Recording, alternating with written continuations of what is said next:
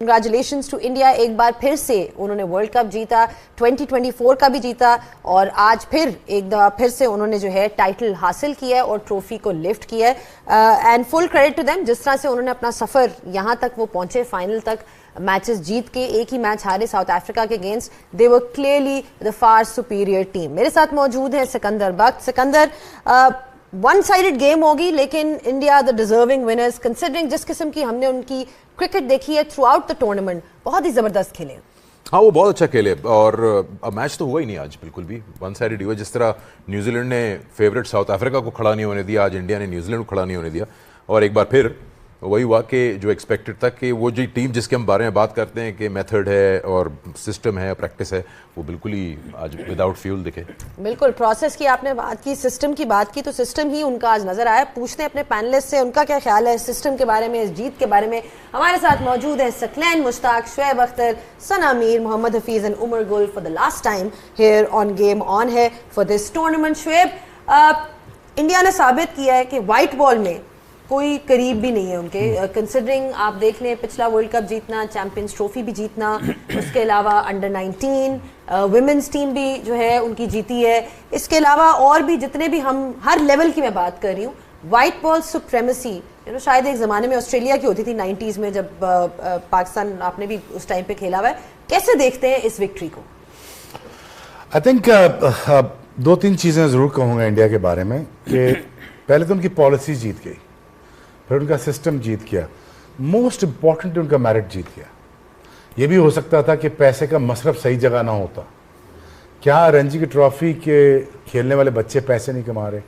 क्या आज गौतम गंभीर ने यह साबित नहीं कर दिया एक बच्चे को खिला के 2 बंदों से मैं टूर्नामेंट जीत दूंगा? एक कम था, संजू सैमसन, मैं उसको ले आता हूँ। डिस्पाइट ऑल द ऑड्स उसने किसी को ड्रॉप किया और उसने मेरिट की बिना पे रिस्क लिया और बहुत बड़ा रिस्क लिया। वो आपके सामने है संजू सैमसन, वो वाइड प्लेयर था, मैं बार बार कह रहा हूँ, वो वाइड प्लेयर था, वो न्यूट्रलाइज कर गया सारी टीमों को ऊपर से। अभिषेक बहुत जवान है, बच्चा है, मैच्योर है, बहुत क्रिकेट अभी उसने सीखना बाकी है, but he is somebody is very mature. आज उनकी पॉलिसी जीती, उनका मेरिट जीता और आज उन्होंने ये बताया कि हम ठीक जगह सोचते हैं, हम ठीक तरीके से सोचते हैं, हम ठीक बंदे को चांस देते हैं, हम कोशिश करते हैं कि ठीक बंदा ऊपर आके खेल जाए। 15 खिलाड़ी सिलेक्ट होते हैं, बहुत सारे ड्रॉप होते हैं, इसमें लेजेंड्स ऑफ द गेम है रोहित शर्मा और Virat Kohli. They say goodbye to them and now they gone on to win the world cup. They are a part of the winning world cup squad. एक captain है, एक legend है, लेकिन they look the other way और आज उन्होंने prove कर दिया। और मेरा ये ख्याल है कि आई थिंक जिस स्पीड से वो जा रहे हैं और जिस तरह वो पैसा खर्च कर रहे हैं अपने सिस्टम्स के ऊपर, ग्राउंड्स के ऊपर, पॉलिसीज़ के ऊपर, अपनी उनके लैब्स देख लें, उनके बायोमैकेनिक लैब्स देख लें, उनके ट्रेनिंग सेंटर्स देख लें, उनकी मशीनें देख लें, उनका इंजेक्शन ऑफ द मनी देख, जितना वो पैसा बनाते हैं इंजेक्ट कर रहे हैं। और आखिर में क्या खूबसूरती से साथ वो इज्जत देते हैं अपने बड़ों को, क्या खूबसूरती के साथ अपने तीनों कप्तानों को बुलाया हुआ। आज वो खड़े हुए हैं और आज वो सेलिब्रेट कर रहे हैं, आज as India as a unit celebrate कर रहे हैं। बहुत बहुत इंडिया को मुबारक हो और आपका मेरिट आपको मुबारक हो और खुशी मनाइए और जीते जाइए। और अगर 27 का भी वर्ल्ड कप आज मिलता है तो आज भी ले लिए। रिकॉर्डिंग कर लेते हैं। अच्छा हफीज़, मैं आपसे पूछता हूँ कि अभी बात की, ज़ैनब ने मेंशन किया कितने कितने टाइटल्स इंडिया ने जीते हैं एंड थ्रू मेरिट, जैसे शुएब ने कहा, एंड ऑफ कोर्स एवरीथिंग। इस टूर्नामेंट में 2-3 टीमें ऐसी थी जो फेवरेट्स काउंट हो रही थी, साउथ अफ्रीका, न्यूजीलैंड उनमें शामिल थी। तो आई थिंक अगर ओवरऑल देखें, पिछले विन्स भी फाइनल्स में इंडिया के और अभी भी देखें, तो I think Indian team is a big match player team, क्योंकि फिर उसके अलावा प्रोसेस और सिस्टम तो सबका, साउथ अफ्रीका भी बहुत अच्छा था, न्यूजीलैंड भी बहुत अच्छा था। आई थिंक यही डिफरेंस दिखता है कि they perform when it matters and that is on the last day. देखिए, क्रेडिट देना पड़ेगा एक माइंडसेट को, इंटेलेक्चुअल ऑनेस्टी को, क्योंकि ओवरऑल अगर इंडिया की हम जर्नी देखें तो वो जो मैंने बात की कि जब आप अपने स्टैंडर्ड्स हाई सेट करते हैं और सेट करते हैं अपने goals to win the ICC trophies, तो ये सब चीज़ें जो हैं ऑटोमेटिकली आपके साथ मिल जाती हैं, तमाम डॉट्स मिलना शुरू हो जाते हैं। अगर आप उनकी ओवरऑल ग्रोथ देखें तो 2024 का वर्ल्ड कप जीता, 2025 की आईसीसी चैंपियंस ट्रॉफी जीती, 2025 का एशिया कप जीता, 2026 का आईसीसी T20 वर्ल्ड कप जीता। तो 4 ट्रॉफीज पिछले 2 सालों में उन्होंने जीत के दिखाई और डिफरेंट कंडीशन थी। एक वेस्ट इंडीज चले गए, यूएस चले गए, वहाँ पे भी जीत के आए। तो उनके लिए ये कंडीशनल टीम नहीं है, और ये रिमाइंड करवाती है ग्रेट ऑस्ट्रेलियन टीम जो 99, 2003, 2007 में अहेड ऑफ द गेम थे, बाकी सब टीमें उनको चेस करने की कोशिश करते थे। और मैं पहले कह चुका हूं कि must watch and learn from them because they made everything right for them. उनके प्लेयर्स की इंडिविजुअल ग्रोथ की बात कर लें, हर प्लेयर के अपने इंडिविजुअल गोल्स हैं जिसको वो अचीव करना चाहता है फॉर द टीम सेक। तो जो अभी संजू सैमसन के आप उसकी इंटेलेक्चुअल और ऑनेस्टी की बात करें तो जब वो इंटरव्यू देता है तो it reflects what kind of person he is. वो कहना क्या चाहता है, वो अपने पर्सनल गोल के लिए नहीं खेल रहा, वो अपने शो के लिए नहीं खेल रहा, वो टीम के गोल्ड चैंपियंस बनने के लिए खेल रहा। तो मेरा ख्याल है कि ओवरऑल हमें ये लर्न करना पड़ेगा कि क्यों कोई जीता है, और ये उनके सिस्टम की जीत है। जो शुएब भाई ने बात की कि जब आप अपना सिस्टम इतना स्ट्रॉन्ग कर लेते हैं, उसको राइट वे में उसको मैनेज करते हैं, एडमिनिस्ट्रेशन देख लें, उसकी क्रिकेटिंग ग्रोथ देख लें, उनके गोल्स देख लें, तो ऑटोमेटिकली चीज़ें काम करती हैं। और बाकी तमाम चीज़ें जो आप जिन टीम्स की बात कर रहे हैं, आप साउथ अफ्रीका की बात कर रहे हैं, आप न्यूजीलैंड की बात कर रहे हैं, they playing very good cricket, लेकिन उनके गोल सेट होने में मुझे लगता है कहीं ना कहीं मसला है। इनके गोल्स बड़े क्लियर हैं कि इन्होंने सिर्फ चैंपियंस ट्रॉफीज जीतने के लिए खेलना है, उसके अलावा बायलैटरल सीरीज की कोई बात नहीं करता। तो मुझे लगता है New Zealand, South Africa, they are very good team, लेकिन वो जो हमने प्री मैच में बात की थी कि जो इंटरनेशनल ट्रॉफीज जीतने का मजा है वो क्योंकि इस टीम ने, इंडिया ने चखा हुआ कई मरतबा, और इसमें वो प्लेयर मौजूद है जिन्होंने लास्ट ट्रॉफीज जीती हैं, तो ये इनको एज मिलता है। तो आज का ओवरऑल अगर आप खेल देखें तो ऐसा नहीं कि न्यूजीलैंड को बुरी टीम थी, लेकिन they couldn't handle the pressure once again. तो इंडिया को जितनी मुबारक दी जाए कम है, उनके सिस्टम की जितनी तारीफ की जाए कम है, और मान लेना चाहिए कि वो क्रिकेटिंग वे में वो जायंट्स ऑफ द गेम बन के इस वक्त वो नजर आ रहे हैं। वो तो बहुत ऑब्वियस है जितनी उन्होंने ट्रॉफीज जीती हैं। अब जिस तरह हमने मेंशन किया, सकलैन मैच से पहले एक्चुअली हमने डिस्कस किया था कि पावर प्ले में फाइनल में रन्स नहीं हो रहे। We showed a few numbers, 45, 50, जितनी भी बड़ी बड़ी टीम्स आई हैं, लेकिन आज एक नया उन्होंने सॉर्ट ऑफ टोन सेट किया एट द टॉप जब उन्होंने शुरुआत की, और वो जो एक हमें पार्टनरशिप नजर आई और जो हिटिंग, जिस किस्म की हिटिंग नजर आई, I mean scoring what 92 was it 92 for no loss in 6 overs, that is actually unheard of, especially in a final। तो ये जो शुरुआत थी इसके बारे में क्या कहेंगे कि ये कितना ज़रूरी था उनके लिए आज मैच जीतने में? देखिए, वो पास के जितने भी स्टैट्स थे उन्होंने तो उनको देखा ही नहीं ना, उन्होंने ऑन द डे देखा, दे वो इन अ प्रेजेंट मोमेंट, और पिच को देखा, एक दो गेंदें खेली, उसके बाद समझ आ गई कि ये पिच किस किस्म की है। पहले ओवर में मैट हेनरी जो है उसका गेंद लग ही नहीं रहा था कि गेंद उस तरह गिर रहा है, ये जो शॉट खेली वो बहुत ही आउटस्टैंडिंग किस्म की थी। और आज जो पहला ओवर, आई थिंक इसके बाद ग्लेन फिलिप को ओवर दिया है, उसने एक में 5 दी, उसके बाद कैप्टन साहब भूल ही गए हैं कि उसको भी इस्तेमाल कर सकते थे। बट जिस तरीके से उन्होंने शॉट्स खेले हैं उसके बाद जो है न्यूजीलैंड, ऑनेस्टली स्पीकिंग, जो उनकी कम से कम बॉलिंग के अंदर जो चीज़ें नज़र आ रही थी वो आज नज़र ही नहीं आ रही थी। अगर आप इन सारी शॉट्स को देखें, इसमें कुछ 6 या 7 गेंदें ऐसी हैं जो कि बाउंड्री वाली थी। तो आज जो है न्यूजीलैंड का जो माइंडसेट था, या जो इनकी इंटेंशन थी, या जो उनकी बॉडी लैंग्वेज थी, वो उस तरह की वाकई नज़र नहीं आ रही थी। और फिर हम यही बात कर रहे थे कि इतने बड़े क्राउड के अंदर आई थिंक इस जगह पे इस तरह जो है शायद ये खो जाएंगे, ऐसा लगा कि ये खो चुके थे। और जब उन्होंने देखा कि हमें अब कंट्रोल आ चुका है न्यूजीलैंड के बॉलर्स के ऊपर, फिर वो रुके नहीं।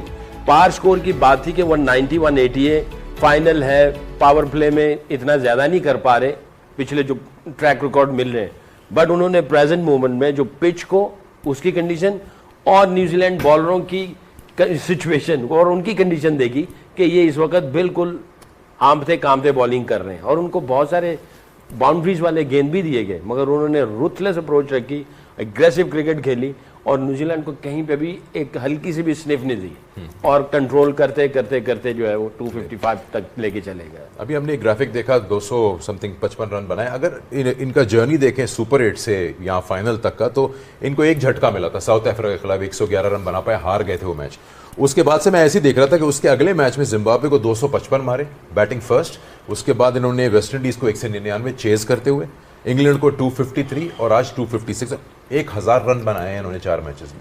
I mean it just shows कि एक दिन नहीं हुआ कि सिर्फ 250 कर दिया, लगातार 4 मैचेस। देखिए, रिजिडिटी बिल्कुल नज़र नहीं आई इनके प्लान्स में। इन्होंने देखा, एक ऑब्वियसली जब कोई टीम 2 साल की प्लानिंग के बाद एक वर्ल्ड कप में उतरती है, एक बैटिंग ऑर्डर, एक 11 लेके उतरती है, तो बहुत सोच विचार करके वहाँ पर आती है। पर जैसे इनको लगा कि उस तरह की परफॉर्मेंस हमसे नहीं हो रही, इन्होंने फ़ौरन संजू सैमसन को भी उस मिक्स में इंक्लूड किया। नॉकआउट के 3 इंपॉर्टेंट मैच, जब वेस्ट इंडीज़ आता है, उसके बाद अगला इंग्लैंड का मैच आता है और अब फाइनल आता है, तो आपके जो टॉप 3 प्लेयर्स हैं वो 200 प्लस के स्ट्राइक रेट, ऑलमोस्ट 250 के स्ट्राइक रेट पे भी जाना शुरू होते हैं। तो इन्होंने शुभमन गिल जैसे प्लेयर को, श्रेयस अय्यर जैसे प्लेयर को, केएल राहुल जैसे प्लेयर को T20 में सिलेक्ट नहीं किया। क्यों? क्योंकि उनको टॉप ऑर्डर में इस तरह के लोग चाहिए जो 200 250 के स्ट्राइक रेट से खेल सकें, और उन प्लेयर्स ने फिर उस कॉन्फिडेंस को साबित भी किया कि क्यों वो वहाँ पर खेल रहे हैं। आज जैसे हम उसकी अभिषेक शर्मा की बात करते हैं, पूरा वर्ल्ड कप उनसे रन नहीं हुए, पर उन्होंने आज भी 250 के स्ट्राइक रेट से खेला। ऐसा नहीं हुआ कि उन्होंने बारी लेनी शुरू कर दी कि मुझसे रन नहीं हुए तो मैं ज़रा आसान 50 कर लूँ। संजू सैमसन की बात करें, आई थिंक इनकी तो जितनी तारीफ़ की जाए कम है। आउटस्टैंडिंग परफॉर्मेंस, आउटस्टैंडिंग स्टोरी, और जैसे हफीज़ भाई ने बात की, इंटेलेक्चुअल ऑनेस्टी की बात है, ड्रीम्स की बात है, बड़े दिल वाले प्लेयर हैं। सचिन का बता रहे थे कि कैसे उनसे सचिन तेंदुलकर से जो है वो गाइडेंस लेते रहे पिछले पूरे 1-2 महीनों में, और ख़ास तौर पे फाइनल से भी पहले। तो हम जो मेंटोरशिप की बात करते हैं, 3 मैच खेल के ये प्लेयर ऑफ द टूर्नामेंट बन जाते हैं। इम्पैक्ट इतना बड़ा था इनका वर्ल्ड कप के अंदर। और फिर हम वो सिस्टम की बात सारी करते हैं कि किस तरीके से इतना इम्पोर्टेंट है कि आप अपने इर्द गिर्द उन लोगों से बात करें जो ऑलरेडी उस जगह पर कर चुके हैं उस तरह की परफॉर्मेंस। तो सचिन को, इवन दो कि वो सेटअप का हिस्सा नहीं है, but he is available as a mentor for the younger generation, और उनसे वो बातचीत करके वो अपना सारा एक्सपीरियंस शेयर करे। तो आई थिंक ये ज़बरदस्त स्टोरी है। क्यों ना फिर ऐसे सिस्टम वर्ल्ड कप्स उठाएं जहाँ पर आप अपने हीरोज़ को इज्जत भी दे रहे हैं, अपनी टर्म्स पे जाने भी दे रहे हैं। विराट कोहली का बड़ा डिफिकल्ट पैच था उस वर्ल्ड कप में, एंड तक आखिरी मैच तक खिलाया, उन्होंने फाइनल जिता दिया, उनको भी इज्जत दी, आज भी अपने कप्तानों को इज्जत दे रहे हैं, तो फिर डिजर्व करते हैं कि वो लोग वर्ल्ड कप उठाएं।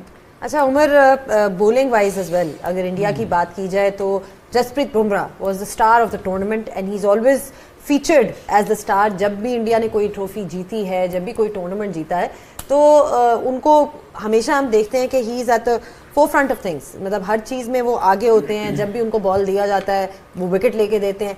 ऐसा मैच विनर होना और आज की परफॉर्मेंस जिस तरह हमने उनकी देखी, ओवरऑल टूर्नामेंट में भी देखते रहे हैं, ये कितना बड़ा उनके लिए गेन है of developing a fast bowler like him, and what makes him special according to you? I think उसके अपने स्किल्स तो है, लेकिन इसके अलावा उसकी सिस्टम को भी क्रेडिट जाता है कि जिस तरह उनको वो रिस्पेक्ट दे रहे हैं, वो वैल्यू करे, जिस तरह उनको पैम्पर कर रहा है कि अगर 2024 वर्ल्ड कप के बाद उसको कितना रेस्ट दिया गया, कितना उसको वैल्यू दिया गया कि उसको तैयार किया था इस वर्ल्ड कप के लिए। तो आई थिंक ये उनके बाय द सेम टाइम उनके जो सिस्टम है, उनके बोर्ड है, उनको भी क्रेडिट जाता है। और उसको ऑब्वियसली इसके जो अपने स्किल्स है वो तो है ही कि जब भी इसको कैप्टन ने बुलाया, जहाँ पे भी मुश्किल टाइम पे उसने अपना हैंड रेस किया और वहाँ पे फ्रंट से इसने परफॉर्म किया, टीम को जिताया। और आज भी अगर आप ये फाइनल की बात करें तो आई थिंक वो फ्रंट से वो लीड कर रहा था। और इसके अलावा मेरे ख्याल से 2-3 चीज़ें बड़ी ज़बरदस्त थी कि शुएब भाई ने बात की सिस्टम की, और हफीज़ ने और ट्रॉफीज़ की बात की। वो ऑलरेडी स्काई ने मेंशन भी किया पोस्ट मैच उसमें। सिस्टम इसलिए अच्छा है कि जब 2024 का वर्ल्ड कप हुआ, उनके काफ़ी प्लेयर्स वो चले गए, और उस टाइम पे जहाँ पे वर्ल्ड कप हो रहा था वेस्ट इंडीज़ और यूएसए में, तो वहाँ पे पार स्कोर हो रहा था 160। तो उन्होंने नॉर्मल जो बाकी टीम्स होते वो तैयारी करते जब वो हार जाते, उन्होंने वर्ल्ड कप जीतने के बाद उन्होंने तैयारी स्टार्ट की। वो स्काई ने उसी टाइम पे कहा कि हमने तैयारी शुरू की 2026 के लिए।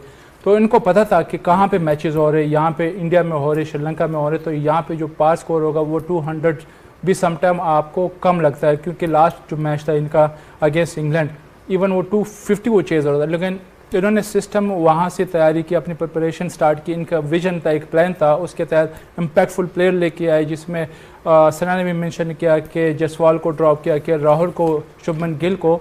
तो जहाँ पे इम्पैक्टफुल प्लेयर उनको चाहिए थे, उन्होंने पहले से तैयारी की। ये रिलैक्स नहीं हो गए थे कि 2024 का वर्ल्ड कप जीत के हम रिलैक्स हो जाए, नहीं, इन्होंने उसी दिन के बाद नेक्स्ट वर्ल्ड कप 2026 के लिए तैयारी की। तो आई थिंक ये क्रेडिट जाता है सिस्टम को भी और by the same time players को भी कि वो वहाँ पे किस तरह एग्जीक्यूट करते हैं। चले इस पे ज़रूर और भी मज़ीद बात करेंगे, बुमराह पे भी डेफिनेटली बात करेंगे, और ब्रेक लेते हैं। कीप वॉचिंग करती हूँ क्योंकि मैंने उमर से किया जी। What makes Jasprit Bumrah so special कि वो हर जब भी उनको बॉल दी जाए, मिडिल फेज में दी जाए, शुरू में दी जाए, बाद में दी जाए, जितने भी फेजेस हैं आपके, उनमें हमेशा वो परफॉर्म करते हैं। क्या कहेंगे आप कि उनकी क्या स्पेशलिटी है? ऑफ द लेंथ बॉल बहुत अच्छा करता है। यॉर्कर बहुत ही दुनिया का बेहतरीन यॉर्कर करने वाला बॉलर, दो स्लो रन सीखा, और एट टाइम्स उसका जो पिछला बॉल है तेज जो करता है वो आता है मथे की तरफ, आपके डिसीविंग होता है basically. And at the same time इसकी गेम अवेयरनेस मैं आपको बताऊं वो बिल्कुल ऐसी है जैसी आई थिंक लाइक वसीम अकरम। मैंने इतना थिंकिंग फास्ट बॉलर वसीम अकरम के बाद मैंने पहला बंदा ये देखा, इतना थिंकिंग फास्ट बॉलर जो हर वक्त सोचता रहता है। प्लस अब आप मुझसे पूछें what makes him special, what makes him special, ये हर वो सिचुएशन ढूंढता है जहां पे अपना स्किल सेट शो कर सके।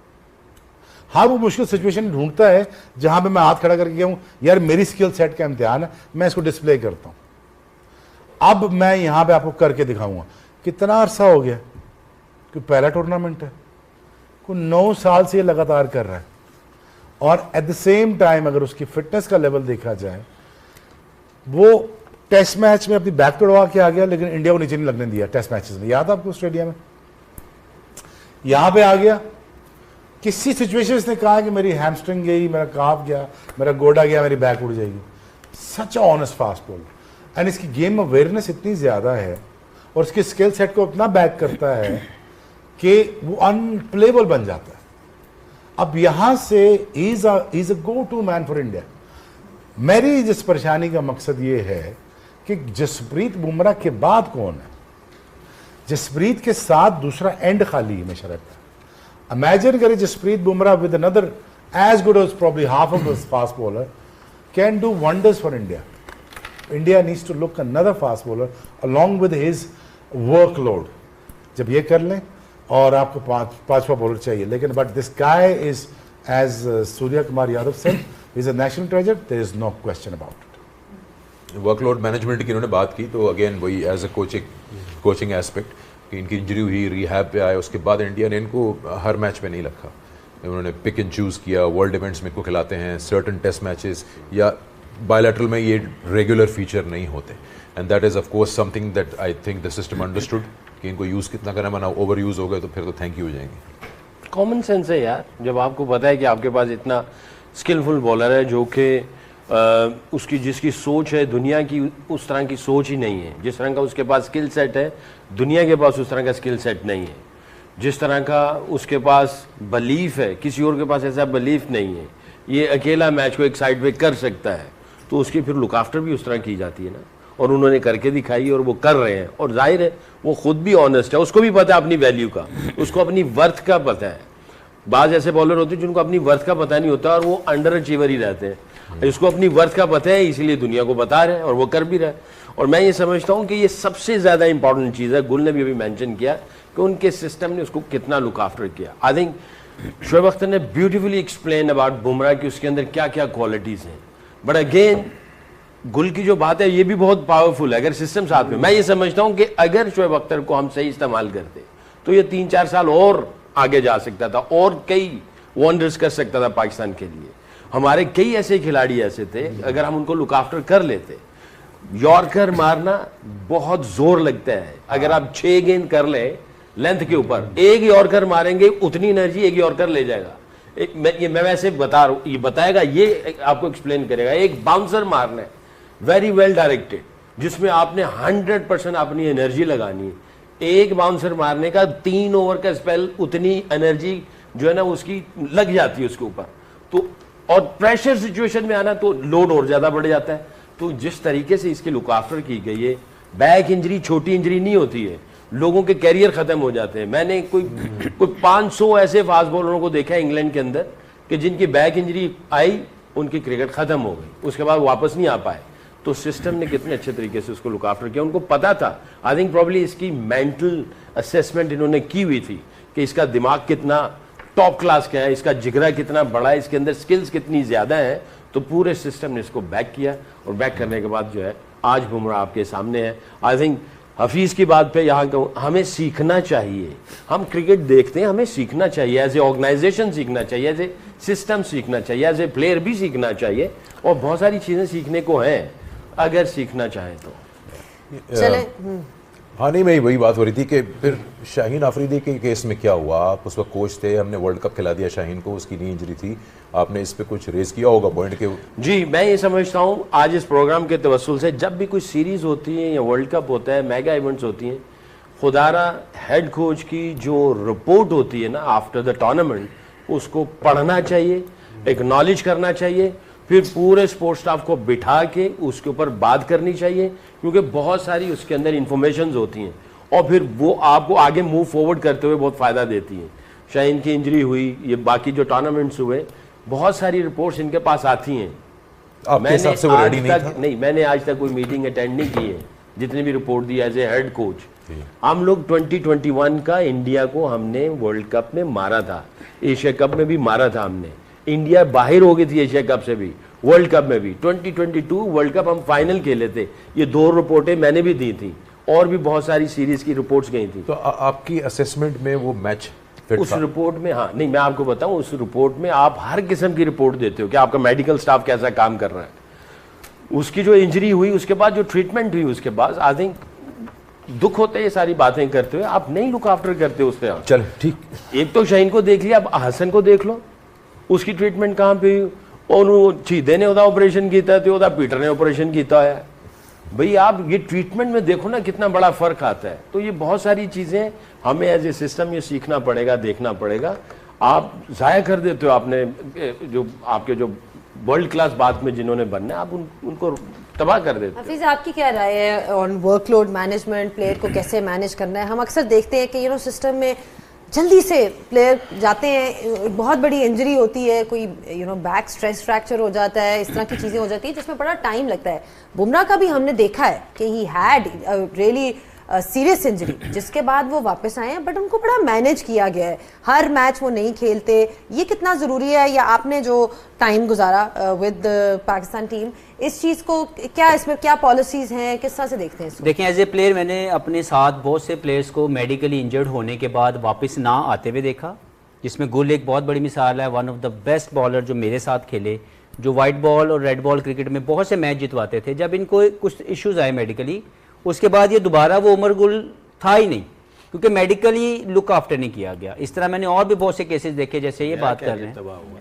होता ये है कि जो पाकिस्तान का, जब मैं भी आया, मैं 2 माह के लिए आया, मैंने आके एक रिक्वेस्ट की क्रिकेट बोर्ड को कि आप क्रिकेट को भी लुक आफ्टर करो, but you need to look into medical reforms, क्योंकि जब तक आप मेडिकल रिफॉर्म्स के ऊपर काम नहीं करेंगे, आपको प्रॉपर मेडिकल हेड चाहिए जो उस काबिल हो कि वो पूरे सिस्टम को लुक आफ्टर कर सके। जो रीहैब्स हैं वो हमारे अपने सिस्टम में प्रोवाइड होना चाहिए। हम अपने रीहैब्स को जब बाहर करने के लिए प्लेयर्स को भेजते हैं तो वो सबसे बड़ी ज्यादती की जाती है। हम करोड़ों रुपया भी लगा देते हैं और हमें वो वाला प्लेयर वापस भी नहीं आता जो हमें चाहिए। तो मेडिकल रिफॉर्म के ऊपर बात की, लेकिन समझ नहीं आई। 2 साल ये तो उधर भटके, लहू लुहान हुए। दोबारा फिर वो जो बंदा मैं अपॉइंट करना चाह रहा था, जावेद मुगल साहब फ्रॉम इंग्लैंड, वो आए हैं अभी आके, and he is making that spot very very clear कि यार उन्होंने किस डायरेक्शन में चला। आई एम श्योर, अल्लाह करे कि उनको काम करने दिया जाए। He is a very right person to look after Pakistan medical issues. लेकिन ये कहीं ना कहीं तो शुरू होना था। जब तक आप मेडिकली रिफॉर्म्स के ऊपर काम नहीं करेंगे, मेडिकल हेड को इंचार्ज नहीं बनाएंगे और उसके नीचे जितने फिजियोथेरेपिस्ट और ट्रेनर्स हैं वो उसकी गाइडलाइंस के ऊपर काम करेंगे। जो सकलैन भाई कह रहे हैं, मैंने भी 2 माह में ये ऑब्जर्व किया कि हमारी इंटेलेक्चुअल ऑनेस्टी नहीं है। बहुत से प्लेयर्स हमारे फिजियो के साथ मिलके अपनी बैड वर्कलोड मैनेजमेंट बनाते थे। जब उन्होंने इंटरनेशनल लीग खेलने जाना है तो वर्कलोड का कोई इशू नहीं है। जब साथ में कनेक्टिंग सीरीज, अगर कोई डोमेस्टिक सीजन है तो वर्कलोड इशू सामने आ रहा है कि जी इसको 3 वीक के लिए हमें रेस्ट देना है। लेकिन जब वो कनेक्टिंग फ्लाइट्स लेके इंटरनेशनल लीग खेलने जा रहा है तब कभी भी वर्कलोड मैनेजमेंट नहीं है। तो ये हमने अपने स्टैंडर्ड्स को खुद बर्बाद किया है। हमारी मेडिकल रिफॉर्म्स जब तक नहीं होंगी, जो कि अब मुझे अल्लाह करे कि अब हुई हैं, उसमें उनको काम करने दिया जाए। लेकिन जो सकलैन भाई कह रहे हैं, आई एम श्योर कि अगर आप शुएब भाई से पूछेंगे तो इनके कैरियर में भी सिस्टम ने इनकी लुक आफ्टर नहीं की हुई। As a great fast bowler इन्होंने खुद अपने पे इन्वेस्ट किया, अपनी मैनेजमेंट के ऊपर, अपनी इंजरीज के ऊपर। मैंने इन्वेस्ट किया अपनी इंजरीज के ऊपर। जब मुझे लगा कि मैं इंजर्ड हुआ, मेरे नी का इशू आया तो आई वेंट आउटसाइड। मेरी ग्रोइंग का एक इशू आया तो मुझे कहा गया कि यहाँ क्रिकेट छोड़ दो, यहाँ इसी पेन में खेलो, बजाय इसके कि ये कहा जाता कि हम आपकी टोटल लुक आफ्टर करेंगे। मेरे पास जवाब क्या आ रहा है हमारे मेडिकल हेड का कि जी या तो पेन में खेलें या क्रिकेट छोड़ दें। और जब मैं बाहर जाके उसको चेक करवाता हूँ तो 6 वीक के अंदर मैं बिल्कुल ऑपरेशन करवाता हूँ और 6 वीक में वापस आके बिल्कुल same as fit as I was before मैं आके क्रिकेट शुरू कर देता हूँ। तो ये हमारे सिस्टम का बहुत बड़ा फ्लॉ है कि हमें अपने मेडिकल रिफॉर्म्स नहीं सेट किए हुए, हमें फिजियो और मैस्योर का फर्क नहीं पता। मैं अपने क्रिकेट बोर्ड के एक एडमिनिस्ट्रेटर के पास गया और मैंने उनसे बात की कि ये फिजियो बहुत अच्छा है, आप इसकी क्वालिफिकेशन चेक करें, इसकी क्रेडेंशियल चेक करें, इसको लेके आएँ। तो कहते यार अगर वो नहीं आएगा तो हम 2 मैस्योर भेज देंगे। तो उनको मैस्योर और फिजियो के फर्क का नहीं था पता।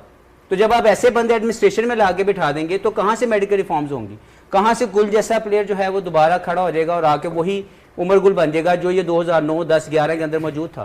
तो ये इश्यूज हमारे साथ बहुत से हैं, लेकिन अल्लाह करे हम कहीं से शुरू कर दें और मेडिकल रिफॉर्म्स की मैनेजमेंट को सही तरीके से डायरेक्टेड वे में चलाना बहुत ही इंपॉर्टेंट है। जैसे क्रिकेट को फिक्स करना जरूरी है, उसी तरह मेडिकल रिफॉर्म्स को फिक्स करना भी बहुत जरूरी है। जी नहीं, मैं सिर्फ सुन रहा था तो मैंने कहा कि आपके बारे में इन्होंने जिक्र किया, तो is this right, were you not the same cricketer और द बॉलर आफ्टर दैट, और क्या ऐसी चीज़ थी जो आपने फील किया मिस आउट हो गई आपके ट्रीटमेंट या रिहैब में? आई थिंक सबसे पहले तो 2004 में जो इंजरी मुझे हुई थी, बैक में 3 फ्रैक्चर हुए थे। उसके बाद मेरा जो रिहैब था बड़ा ज़बरदस्त हुआ था, क्योंकि उनमें हमारे थे फॉरनर ट्रेनर्स थे, तो उनके साथ मैंने 4-5 महीने टाइम गुजारा और बड़ा ज़बरदस्त हाई परफॉर्मेंस सेंटर में मेरा जो कम बैक भी हुआ तो मैं आई वॉज 135 मेरा पेस था। उसके बाद जब मैं पहले मैच खेल रहा हूँ तो 140 प्लस का हो गया था, इवन मैंने 150 टच किया। तो अगेन आपके जो रिहैब है वो बड़ा ज़बरदस्त इंपॉर्टेंट है। और इसमें मेरे ख्याल से जो 13 में मुझे इंजरी हुई, एक तो मुझे लेट ऑस्ट्रेलिया भेजा गया वहाँ पे सर्जरी के लिए, और उसके बाद जो मेरे इंजरी का नोया था मेनिस्कस वो सिंपल, डॉक्टर ने मुझे कहा कि आपको हार्डली 3 हफ्ते लग सकते हैं, आप वापस फील्ड पे आ सकते हैं। लेकिन अगेन वही कि हमारे वहाँ पे जो इक्विपमेंट थे रिहैब के लिए वो प्रॉपर नहीं थे, और वो जिस तरह रिहैब होना चाहिए था वो उस तरह का नहीं हुआ। इसी वजह से मेरा ऑन एंड ऑफ मुझे प्रॉब्लम हो रही थी और फिर उस तरह की परफॉर्मेंस मेरे से नहीं हुई। तो आई थिंक हफीज़ सही कह रहा है कि आपके मेडिकल रिफॉर्म होने चाहिए, आपके प्रॉपर डॉक्टर होने चाहिए, और प्लस उसके साथ आपकी जो रिहैब है, आपकी जो ट्रेनर्स है, उनके साथ इक्विपमेंट जो आपके हाई परफॉर्मेंस सेंटर में होने चाहिए वो नहीं है, अनफॉर्चुनेटली हमारे नहीं है।